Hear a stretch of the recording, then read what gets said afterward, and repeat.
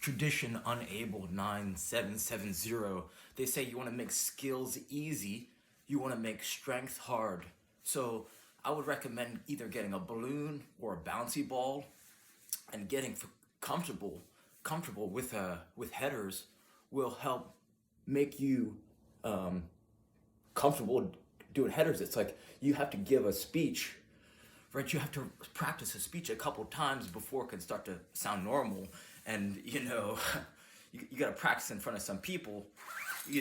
Before you give a speech in front of 1,000 people, you want to practice in front of a few people before it happens, right? Unless you practice headers in general, it shouldn't feel natural, or you shouldn't be going out of your way to do it, because maybe you just haven't been taught, or maybe something that you don't remember. Maybe you caught a bad header, and you had like some pain in the head, and from a young age that it's maybe you don't remember. So that's why your subconscious is telling you it's basically not safe to do headers. But something that you can do is if you search Dmitry Klokov, so DMI Dmitry TRY Klokov KLOKOV, search Dmitry Klokov warm up.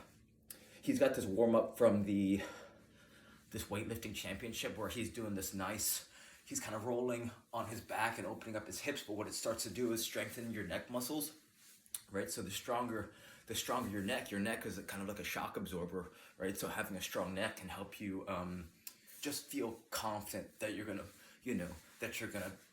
head the ball with some power, and it'll help you just develop confidence in the air.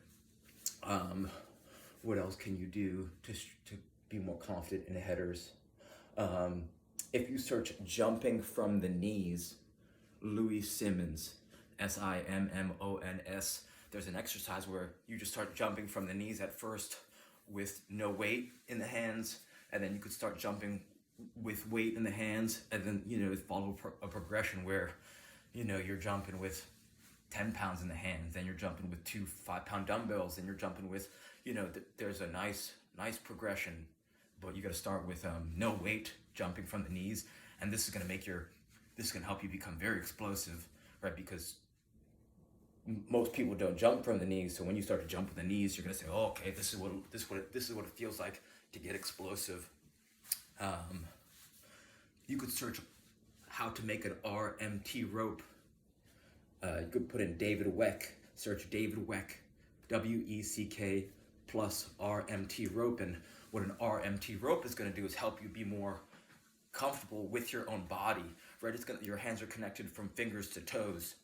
So when you're swinging this rope around, it's going to start to help you understand where your body is in time and space. And what this means is that you're going to be more, you're going to be quicker on the field. You're going to be more explosive. You're going to be more balanced in different positions. You're going to be able to use your body more effectively, whether it's some scrapping on the field, trying to get body position, and it's going to allow you to be more dominant in headers, because if you know where your body is, you can start to use your body in ways that you didn't appreciate before you started using an RMT rope. So for those reasons, you can make it yourself for $10 at your local hardware store with just a piece of rope, or maybe some rope you have lying around the house. So this is one thing that has made me become better 10 years after playing D1 soccer, without a doubt, right? I'm 10 times the player I was 10 years ago, and I wish I found out about this RMT rope before. Something else that might help, juggling different size balls. My question is, do you spend 1 minute a day juggling different size balls? If not, right, being able to pop the ball to yourself and being able to jug it, taking it down, right? Being able to go right foot, right thigh, header, left thigh, left foot, right around the world, and just using your head, as a tool to connect passes, or to trap it from the head, pop it to yourself so that you can start to do stuff with it, might help as well.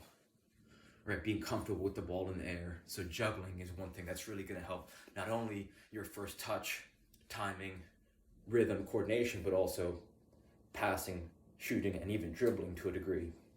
So try some of those tactics. Something else that just came to mind is they say we spend most of our time in our bed and in our feet. So beds are hard to change, but just changing your shoes can actually make a huge impact on our performance, because some shoes, they make us worse with each step. They might have high ankles, right? High heel drop, and they might constrict the toes, constrict the feet. Some shoes, minimalist style shoes, do the exact opposite. They allow your feet to have full range of motion. They allow your feet to absorb pressure from the ground, right? They allow your feet to expand. They don't compress the toe box. So my favorite minimalist shoes, and I've tried a couple of them, are xeroshoes.com, XERO shoes.com, because they look like shoes that you'd wear to a nice dinner. Just changing your shoes can completely change your life. And if our feet are the first contact point where we jump in the air for head balls, then just changing your shoes might give you some incentive to and feel what it feels like to jump, because not a lot of people are taught how to become great jumpers, and your ability to jump will influence your ability to win head balls in air and be explosive off the ground. So that might be something to consider. So hopefully some of these will help, and reach out with any questions. All right, thanks.